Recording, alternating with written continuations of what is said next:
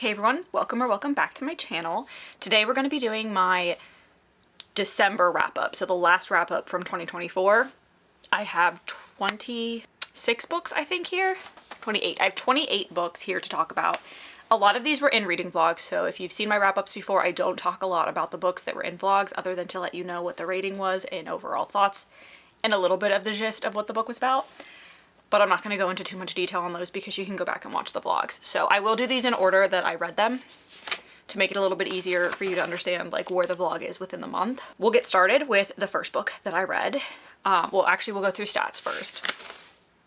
So I had 28 books, which was 9,941 pages. I read 4 thrillers, 14 romance, 1 mystery, 6 fantasy, and 1 nonfiction. And my average rating, I think, was like 3.8. Let me find it. Yes, 3.8. So a relatively decent month.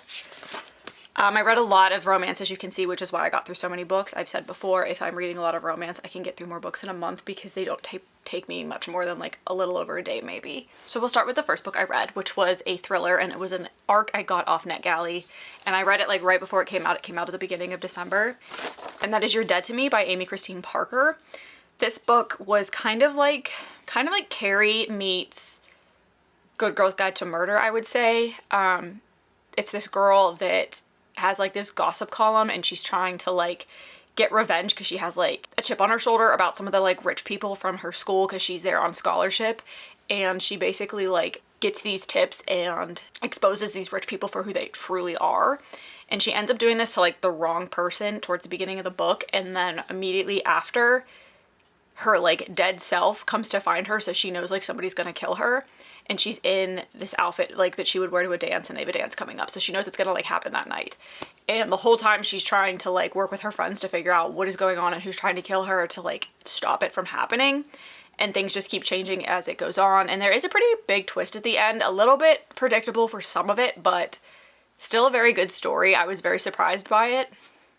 I did enjoy it. I gave it 3.5 stars and 0 spice. I believe it is considered YA, so that's why I kind of compared it to like A Good Girl's Guide to Murder, but it also had like the little bit of Carrie vibes because, I don't know, it was just the like horror aspect of it, of her like seeing her dead body and interacting with it and stuff. Like that was the little bit of like magical, I want to say magical realism because I don't know how else to describe it, because she could interact with her future dead self, and I don't really consider that fantasy, so that's just what I'm going to consider it. Then I read Games Untold by Jennifer Lynn Barnes. This is the final book in like the actual Inheritance Games series. There's still going to be the Grandest Games trilogy, which still has 2 more books to come out, but I believe this is the last one she plans on writing around the 4 or 5 original characters. So this was a bunch of short stories that kind of gives you a little bit more in-depth stuff on things that were discussed, like events that were discussed in the original trilogy, but you didn't get too much detail on. So it was kind of cool to step back in time with these characters and learn a little bit more about some of the things that happened behind the scenes, and I really did enjoy that. And we got more of like everybody and not just Avery and Jameson and Grayson. We got like Nash and we got Xander too, so I thought that was really cool. I give this 4.25 stars and half spice. Then I read Taming 7, which is Chloe Walsh's 5th book in the Boys of Tommen series, and this follows Claire and Gibbsy. I was really looking forward to this book, and I did enjoy it. However, I felt like it was cut short. Like, we didn't get enough of a story, and compared to the other books, it is very skinny, it is very short, and I did feel that because it felt like as the story was starting to take off and we were starting to get to the point where they were admitting feelings and having a relationship and working through their problems, the book ended. So I am hoping we get another one in their point of view, but The Boys of Tommen follows this group of friends that go to Tommen College in Cork, Ireland, and there's like, it's a very dramatic, I'd say like, almost like it's character driven, so it's not like, there's not really a plot. It is more character driven, and you're learning about these people's lives and like all the stuff that's going on. And they have like pretty tragic lives for the most part, the main characters do, and this was kind of a dip into like Gibbsy's traumatic past that you don't really understand until this book. So I did like getting to know him more, but I still feel like we were shortchanged on this. But I gave this 4.25 stars and 1 spice. Then I read the final book in the Twisted series by Anna Huang, which is Twisted Lies, and this follows Christian and Stella. Stella is the social media influencer friend of the group, the final one from like the 4 friends. and she moves into Christian's one apartment building, and they kind of met a little bit in the previous books. And Christian's this like mysterious guy that you don't know too much about, but he is connected to Reese, so you see a little bit of him in Reese's and Bridget's book, and this kind of brings everybody back around together, and it was a really good way to close out the series, I think.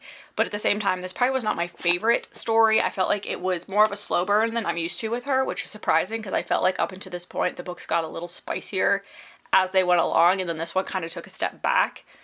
The relationship was a little weird for me in this one too, but I did like how everything was wrapped up. It is like he is involved in some like shady business kind of stuff, so he has that little bit of like a dark, mysterious past to him, and he's just like obsessed with her, so he just keeps inserting himself into her life in a way to like make it look like he's trying to keep her safe, but he's also just like truly interested in her. So it was a little weird, but I still enjoyed it, and it kind of kicked off my like slightly mafia interest in romance books right now, because that's kind of the era that I'm in romance right now, is a slight dark mafia-esque romance. So still enjoyed it.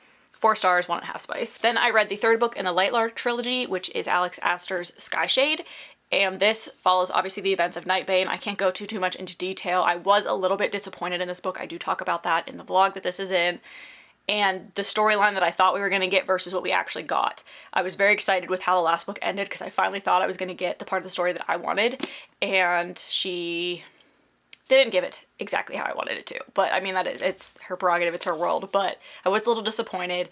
I didn't like Isla as much in this book. I thought she was a little whiny and a little too much. She like wanted everything because there is a love triangle in here, and she can't really accept that in this book, and she just like wants both ways, and I just didn't like that. So didn't love this as much as like Nightbane. Nightbane's probably my favorite in the series so far, but I still gave this a 3.75 and 1 spice. For those of you that don't know what Lightlark is, it is about these rulers who come together every 100 years onto this island of Lightlark to try to break the curses that are on all of their little like parts of the kingdom.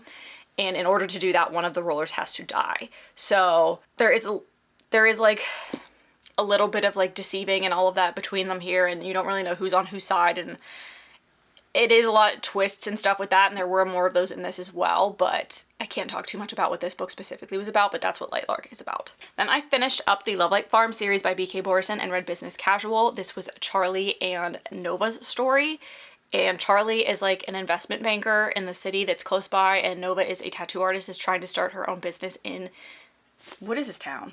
Okay, I can't remember the name of the town, but this little town, and they kind of always are like really flirty with each other, and he was helping her with her business because he obviously has like that knowledge on how to like what decisions to make and all of that kind of stuff and what paperwork needed to be filed. And I think he was an investment banker. He was something like businessy. Oh, investment banker, I was right. Okay, so they kind of have this flirty thing, and she finally gives in and like tries to seduce him one night, and he doesn't think that's happening because he doesn't imagine that she would actually like, you know, like respond to his flirting and all of that in that way. So he kind of blows her off, and she gets upset about it, and then it just kind of grows from there. This was probably my favorite one out of the 4 books. The first 2 were like okay. The third one, which was Mixed Signals, I think, that one was pretty good as well, but this one was definitely my favorite. I thought it was a cute way to close it up. Again, the final part of the series, always, it's nice when the rest of the couples are all kind of brought in and the world knits up very nice, I think. So that's what this was for me. This has made me very excited to read her newest book that comes out in February, which is First Time Caller, I believe. So we'll see. It's not my favorite premise of a book if you read the synopsis, but I'm excited for that. 4 stars, 1 spice. Then I read the second book in Chloe Lisa's Wilmot Sister series. This is Better Hate Than Never, and this is like childhood nemesis to lover situation. This is the Taming of the Shrew retelling too, kind of reimagining. So Kat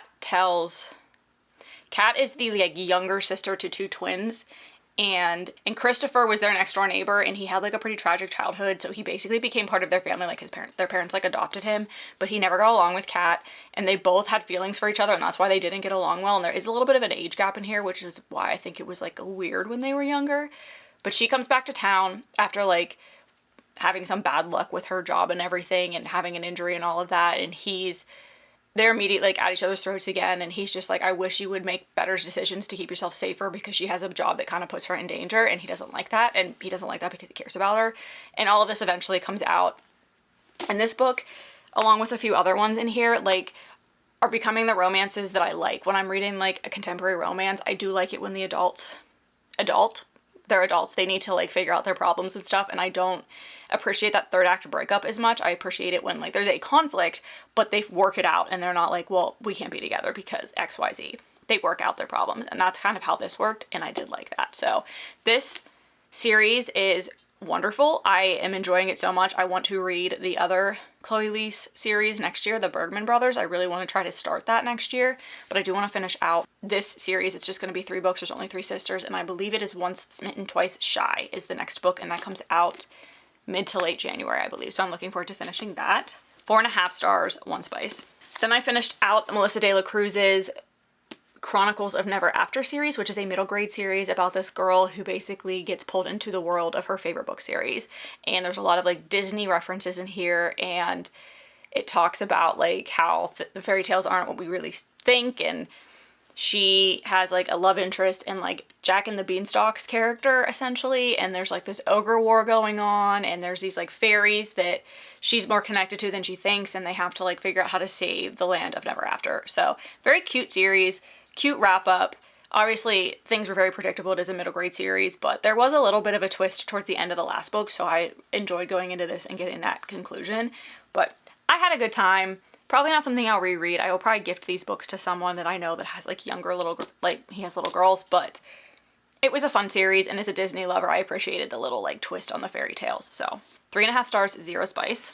Then I read Mariana Zapata's All Roads Lead Here, and I'm now wanting to read her entire backlist. So I really enjoyed this one. It is about a girl that moves to a town. I haven't said this in a while, but all of these books have been in a reading vlog so far. But she moves to this town that she kind of grew up in after she goes through a very like bad breakup with a public figure, and she's trying to reinvent herself and just get away from that, and ends up staying at Tobias Rhodes' Airbnb kind of thing, which is like, he has a detached garage and it's his apartment above that. And she kind of starts living there without his knowledge because his son tries to pull a fast one on him to earn money. But so he has a little bit of a aversion to Aurora, who's our main character at the beginning, because he's like, I don't want this stranger living in my house.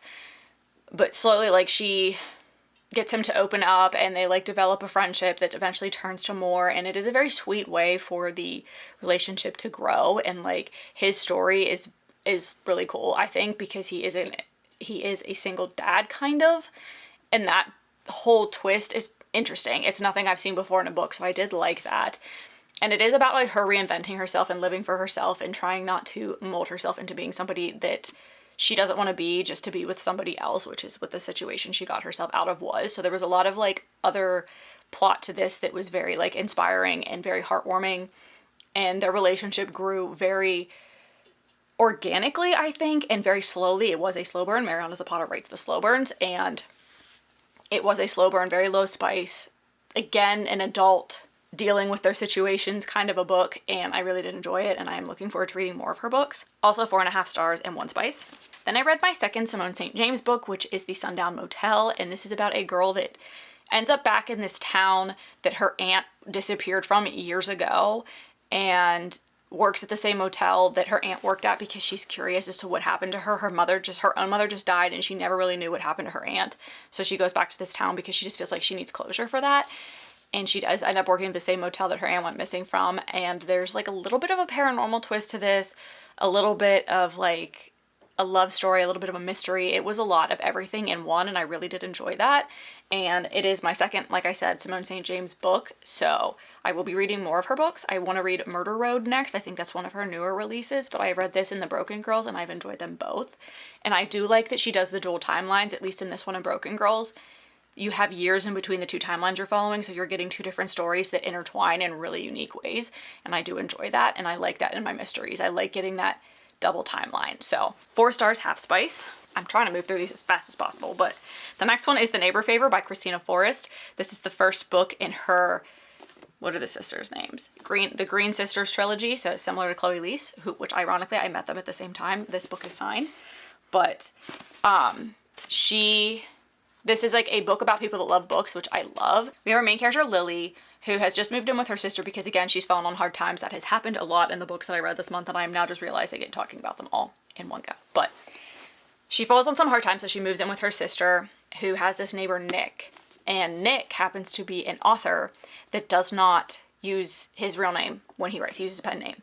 And he hasn't written a book in a while, but he's now trying to get back into that. But the beginning of the book starts off with correspondence between the two of them because she writes to him because it's her favorite author, and when he starts to get back into things, like she notices his website is active again, so she writes to him, and they like have this communication for I think close to a year, and there are like feelings that develop even though they're just like emailing each other back and forth, and then they try to meet and he ends up ghosting her and then tells her like, I can't do this anymore. Advance to now they're neighbors, and he figures out who she is kind of early on after they meet, but doesn't tell her, and then it slowly starts to come out and everything. But it is about people in the publishing industry and stuff, and I think that's very interesting, and I love reading about people that just love stories like I do. That also adds to the element of reading for me. So it was a very cute story. Again, they dealt with their problems like adults, and I think that's also why I enjoyed this one so much. And I'm looking forward to The Partner Plot, which is her second book in this series, which is like a second chance romance, like accidental wedding kind of situation, and I'm very excited for that one. And then the third one is coming out I think in February. I don't know what to, that's like a One of Us is Famous trope, I think I would say, based on who they hinted the other sister was going to end up with. And I did read the synopsis, so I kind of know that it's that person. So really enjoyed this. Highly recommend Christina Forrest. Highly recommend Chloe Leese. I feel like they're authors I don't hear about a lot, but I've enjoyed both of the Chloe Leese books I've read so far, and I really enjoyed this Christina Forrest book. 4 stars, 1 spice. Relatively low spice books too, which is always nice. You don't need all of the like spice all the time, so I do like getting one of those in there every so often. Then I read Megan Dom's The Problem with Everything, which is a book that I thought was really going to be about like the way millennials think about things and just talking about that in the culture, but it was actually like a female empowerment, her thoughts on like the Me Too movement and stuff like that. So it was a little bit different than I was expecting, but it was still a relatively quick read. I didn't agree with her on everything, but it was nice to get like somebody else's perspective that for the most part has the same values as me, to like have them put things into perspective that you don't think about. So I don't write nonfiction, but I did read this, and it was in a vlog. Also in a vlog was A Monsoon Rising, which is the second book in the Hurricane Wars, I think, trilogy by Thea Guanzon. And this is a Kylo Ren and Rey fanfic come to life kind of story, and it is enemies to lovers. He is the son of like the emperor, and she is like, I would say like the daughter of the rebellion, but she's just like the leader of one of the leaders of the rebellion, or like a highly revered person in the rebellion. And she has a little bit more ties to things than you know. You learn that in the first book, so I can't talk too much about that. But this book deals more with them learning that they have to work together to like save everybody, and what that entails, and they're fighting feelings for each other the whole time. And it is truly, they're still enemies throughout and at the end of this book. So I am interested to see what the third book does, but you can definitely tell that they're growing closer, and they're like questioning who they should be trusting on both sides of their family. So I'm excited for the third book because I think it's going to be eye-opening, but I don't know when we're getting it. So 4.25 stars, 1.5 spice.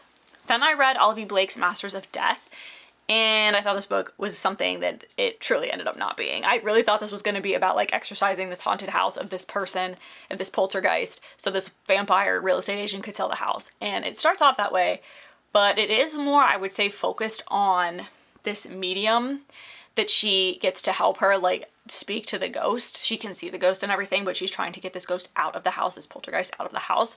And it turns into more of a story about the medium Fox, who is like the grandson of Death.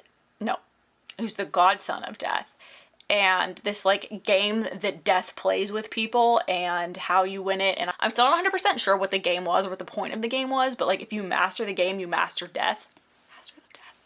And no one's ever been able to do it, so that's the whole point in this, is like Death gets into a situation because of this that puts him in danger, so like his godson has to go help him, but he's like questioning all of the stuff that's happened and like what his godfather's been lying to him about for years and all of that stuff. So very interesting. There is a little bit of a love story in this as well, but it was not what I was expecting when I went into it, but I still really did enjoy it. Olivia Blake has very beautiful writing, and as much as I was confused during this book, I had a great time. 3.5 stars, half spice. Then I read The Retreat by Sarah Pierce, and this is the second book in her like Ellen, what's her name, Warner? Yeah, Ellen Warner series. She's a detective, and she ends up, she's in the sanatorium, which is like the first book in this little interconnected series. You don't need to read the sanatorium to read this. I can now say that for sure. But she ends up on this like island where this retreat is opened up that her boyfriend actually helped build. And there ends up being like all these murders, like one after another, and they're all kind of centered around this one family that's visiting the island, and the first person that dies wasn't even supposed to be there.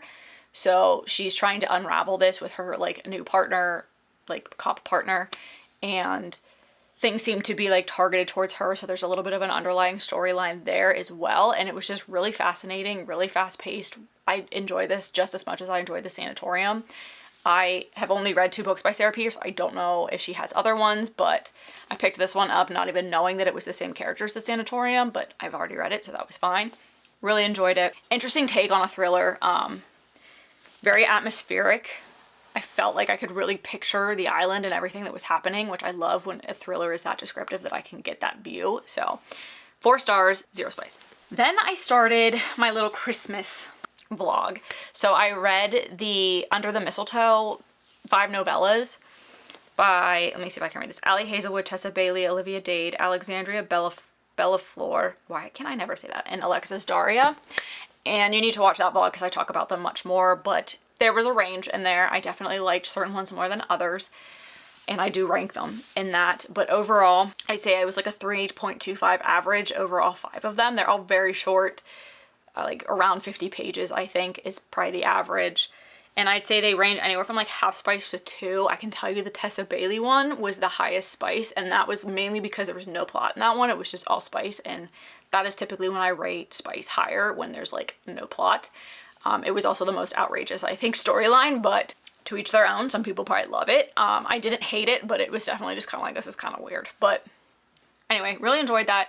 Great kind of quick Christmas reads if you don't want to commit to an entire novel, Christmas novel. I recommend finding like Christmas novellas and reading those, which leads me to my next one, which was My December Darling by Lauren Asher, which was a novella that took place in the Lakefront Billionaires universe. Well, I guess both of the universes because they coincide, but it took place in Lake Wisteria, which is where that series takes place. And it was about this best man and bridesmaid. So it was this girl who was the maid of honor for her sister, who was marrying her ex, actually. But it was like an okay situation. And then his best friend, and they always had like a little bit of a weird relationship. They didn't know each other very well, but there's interest there. But she kind of, you know, like afraid to trust again because of like things. She was a traveling nurse, I believe, and she just doesn't want to commit because she moves around so much and she enjoys doing that. But the way they bond in this book was just adorable, and like he was such a nerd and I loved it. So I did enjoy that. Again, very short, like right around 200 pages. 3.25 stars, 1 spice. And then I read The Christmas Tree Farm in that vlog as well by Laura Gilmore, and this is the 3rd book in the Dream Harbor series. And I would say this is probably my least favorite out of them so far. I just didn't connect to the couple as much, but it was a cute, very Christmassy book. I just didn't like how they portrayed the female character, Kira. I didn't love that. There were like little things I didn't like about this, but basically Kira has just moved to town and buys this Christmas tree farm because she's trying to start over.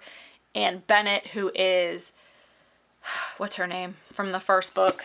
Janine from the first book's brother comes to town to visit for the holidays, and they have a run-in because she's kind of grumpy, and the town people like send him up there to get her to be a little bit more open to reopening the farm and all of that, because they're like, well, you're gonna leave, so if you make her angry, it doesn't matter. And things develop from there. I do relate to the fact that Kira was like a huge dog lover, and that is like the only thing she wanted to talk to at the beginning when she gets there, which I understand. But other than that, like it was a little choppy for me of a romance. It was still fun, atmospheric. Like I like the characters in this. It's a very like small town, cute, cozy romance, but there was a little bit in here that just didn't sit well with me. 3 stars, 1 spice. Then a book that shocked the crap out of me that I enjoyed, because I have read the first book in the Addicted series by this sister duo, Kristen Becker Ritchie, and I didn't love it, but this book I could not put down. It's Dishonestly Yours, and it's the first in a new series by them, and this follows Phoebe and Haley, who are like 2 best friends that are part of like con families, and they're trying to get away from that life. But as they're trying to do that, Haley's brother Rocky tags along to try to keep them safe, but really he has like feelings for Phoebe and she has feelings for him, and they get paired a lot in these like cons that made their feelings for each other confusing, and they like swore off of ever having something between them because of everything else that was like fake and all of that. So that's the like basis for our story. And then they move to this town to try to start over, but they're also trying to hide from their families, and all this like weird stuff is happening, and she's Phoebe ends up getting herself into a situation with one of the townspeople that's like a fake dating kind of situation, and it's going to grow into something more, I think, in the story because of where the next one goes. But that was a quick way of saying like what the base of the story is, but it is essentially a love story between Phoebe and Rocky, and I loved this book. It was so frustrating. I wanted to throw this book across the room so much, and the ending was even more frustrating, but that just makes me want to read the next one even more, and I think it comes out in like the spring sometime. So this was kind of where like I got into the, I want to start reading romances about people that are maybe a little morally gray, but not just the man. So 4.25 stars, 1.5 spice. I also like felt really bad for Phoebe in that one because there's like stuff that they made her do in these cons that was like troubling, but I'll let that go for now. Then I read Nothing But It All by Adriana Locke, and this was like a second chance to save a marriage book. So this couple is having problems in their marriage. They've been having them for years, and they've stayed together basically for their children, and their careers are taking them separate ways. And they usually go on vacation together to this like town where they have a cabin, which is kind of where they fell in love. And they cancel that trip at the last minute this year, but then their kids kind of con them into going there because they want them to like make up. And then that's basically the rest of the book, is them trying to find love again and work through their problems. So this was cute, but it wasn't something that I could like easily relate to because I'm not at that point in my life, and that's just not something I can relate to. I did enjoy it, but I didn't love it. This was from my romance reveal box, so I didn't choose this book, but I still gave it a shot. I enjoyed it. Not my favorite romance. Would I suggest it to people that like that kind of a storyline? Absolutely, but not something I could easily relate to. 3.5 stars, half spice. Then I read The Brutal Prince, just Brutal Prince by Sophie Lark. And this is an arranged kind of marriage of convenience situation between these two families, Italian family and an Irish family in Chicago, that are both like mob mafia families. And they get themselves, Ada gets herself into a situation at the beginning, she's part of the Italian family, where she does something she shouldn't and she gets caught. And to iron out the situation, her dad goes to the Griffins and is like, well, our families need to be in an alliance anyway, so how about Ada and Callum get married? And that's kind of it. And it's not a very long book, so it moved pretty quickly with like feelings and stuff, but it does get into like the little bit of the underbelly of Chicago and what's going on, and you know, not the up and up on everything, but I really did enjoy this, and this started my trek down the path I'm at now. But 3.5 stars, 2 spice, which then led to King of Wrath. And this follows Dante and Vivian. This follows Dante and Vivian, and Dante is like a CEO billionaire of this company in New York City, and Vivian is his newest enemy's daughter, so it's like this jewelry heiress, and he kind of gets forced into being engaged to her because her dad is blackmailing him, and she doesn't know this, so he's very resentful towards this, and she has no idea why. She just knows she's being told to marry him because it needs to like enhance the family name and all of that. So the whole time there's like, he's kind of working behind her back to get out of this arrangement, but there are feelings that are developing, and she's just trying to like make the best of the situation, and she's trying to fix her relationship with her parents because she doesn't have the best relationship with them either. So there's a lot of like heartbreak in this one. I think it was very difficult to like read things from Vivian's perspective and what she was dealing with, and not knowing really what was going on in the background. She was dealing with all this other crap too.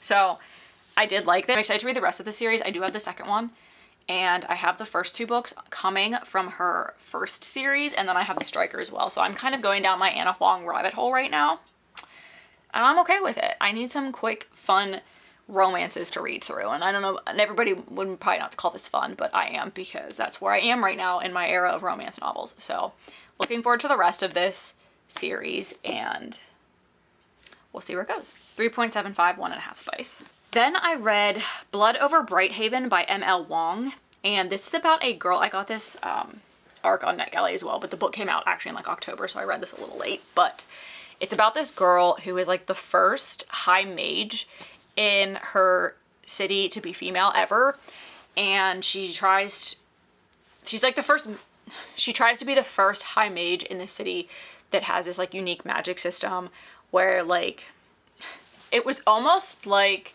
it reminded me a little bit of Divine Rivals, because it was like a typewriter. It felt like, I feel like that's what it was supposed to be, where they like type their spells into and then they hit go and the spell happens.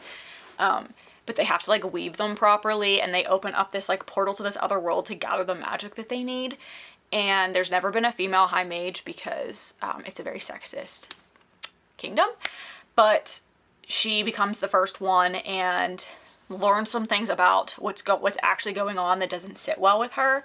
And she befriends this guy that's from this like outer regions of this kingdom where people are like looked down on, so they basically become like the servants to people when they actually make it into the town, but not all of them do because they're killed by this blight, I think they called it, where like people are basically burned alive by this like a form of light when they try to cross into the actual like main town of the kingdom.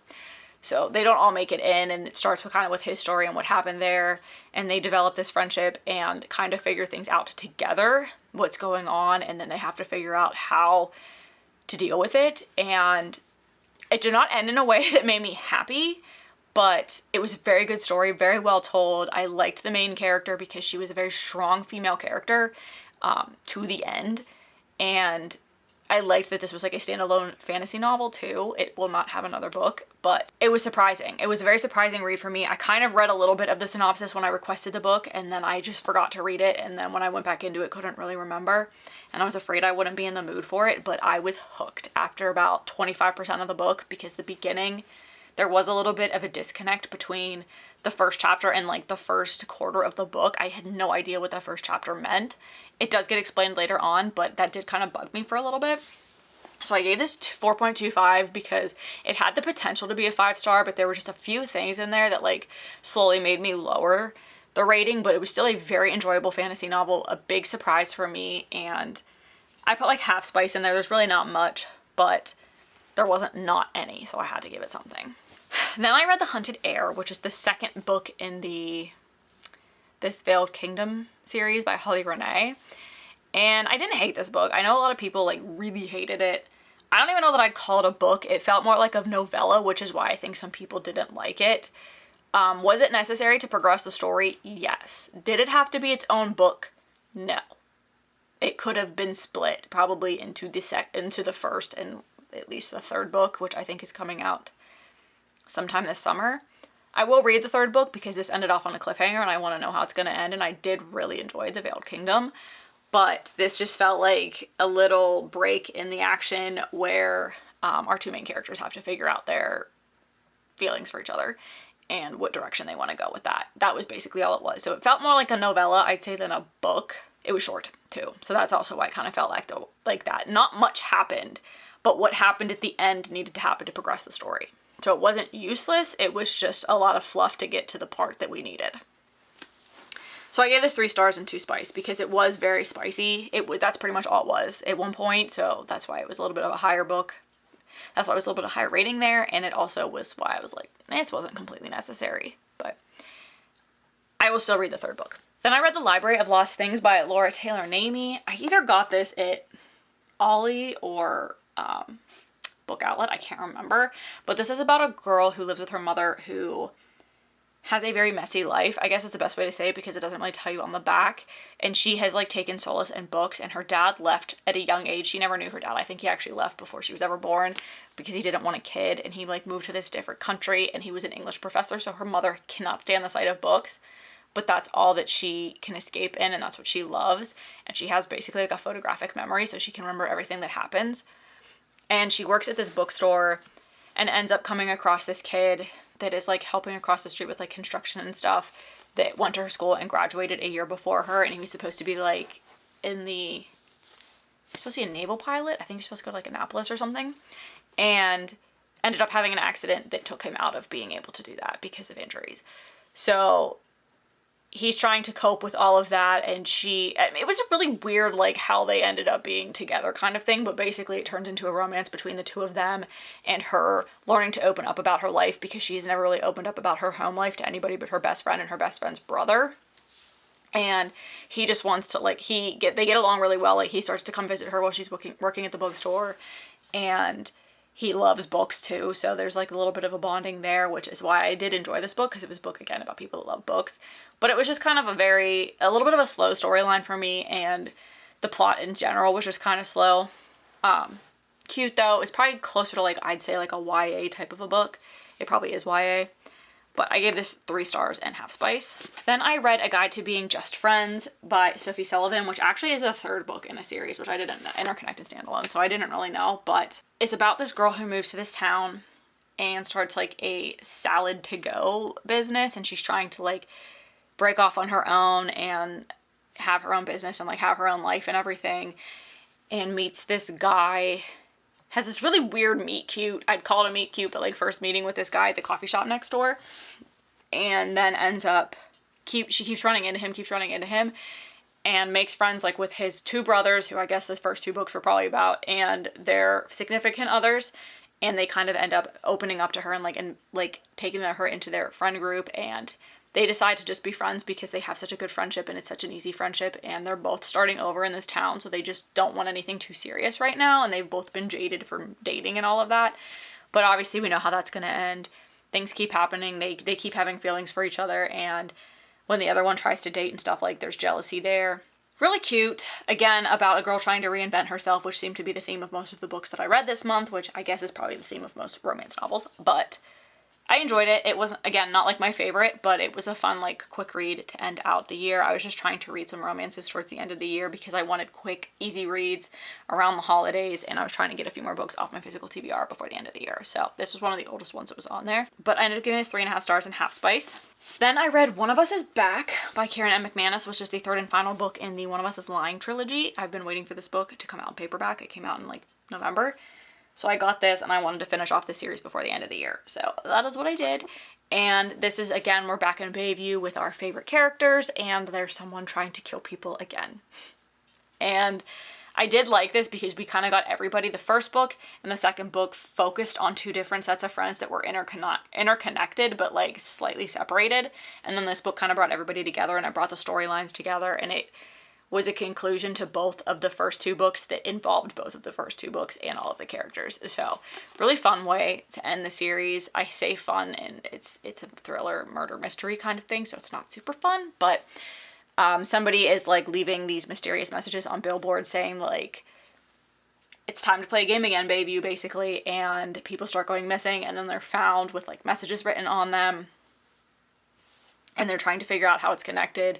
And there's a storyline that happens from the first book that I can't really bring into this without spoiling it, but trying to figure out how all of this, I mean, the twist was kind of interesting. Again, I did kind of see it coming, but it was a very like close the loop ending, I think, to all of the characters in the books and the stories and everything. So still enjoyed it. It was, again, a quick YA thriller read. This is my 3rd Karen McManus. It's the 3rd book in the series. This is the only series I've read by her, but I do have like 3 or 4 of her other books that I'm looking forward to reading. She's kind of like a Holly Jackson. I enjoy reading her books. They're not like the best thrillers, but they're a good time, and I know what to expect when I get into them. 3.75, 0 spice. Then I ended off the year with A Second Chance Year by Melissa Weisner, and this is a book that takes place right around New Year's. It takes place on New Year's Eve, and it's about this girl who has had like the worst year of her life. She loses her job, she loses her boyfriend, she loses her apartment, moves in with her brother's best friend, and is like basically wallowing in her pity, like wallowing in her sorrow and all of that, and like kind of down on her luck at the beginning of the book. And it is New Year's Eve. She goes to a party, meets this fortune teller who she basically wishes to redo her, like to have a do-over for the year. And in a magical realism twist, the fortune teller kind of delivers. But before that happens, that night, she and her brother's best friend, Jacob, end up having a moment, and she thinks she has more feelings for him, but then wakes up the next day and the year has started over. So then she goes through the year trying to change the stuff that messed up the previous year, but then finding out that she's still not happy, and she was actually happier with the way that things were. Surprise, surprise. So it just kind of goes into that point where she's like, I'm trying to change my year, but I'm not happy still. And at the same time, I'm also changing other people's lives, and it wasn't going the way she wanted to go. So it was really about, does she want to change how she reacted because she was sad with where she was? And she was making changes to the year based on what other people wanted of her rather than just being herself. And that was the big part of it, which was, don't change yourself for other people. Like, just be your true, genuine self, and like things will work out. Things will be fine. You will figure it out. So, and that was a great book to end the year because it was a great book to start Like, to go into 2025 with this kind of a mindset of things are going to happen. You just have to kind of roll with the punches. You're not going to have the greatest years. You're not going to have the greatest days, but you just have to be yourself and hope that things will work out in the end. And yeah, I enjoyed this one a lot, actually. 3.75 stars and 1 spice. Okay, I feel like I've been talking for forever. I did get this filmed in like 45 minutes, so hopefully I can shorten it a little bit more from that. But I thank you so much. If you've made it this far of my rambling through these books as quickly as I could, let me know what your favorite book that you read in December was. Let me know what your favorite book from 2024 was, because I'm looking to add some people's 5-star reads to my TBR for the year. And I think it's a great time to give those recommendations because you have a whole year of reading under your belt to give your best books to. So, to recommend your best books. So, let me know in the comments, and I thank you so much for watching if you've made it this far, and I hope to see you all in the next video.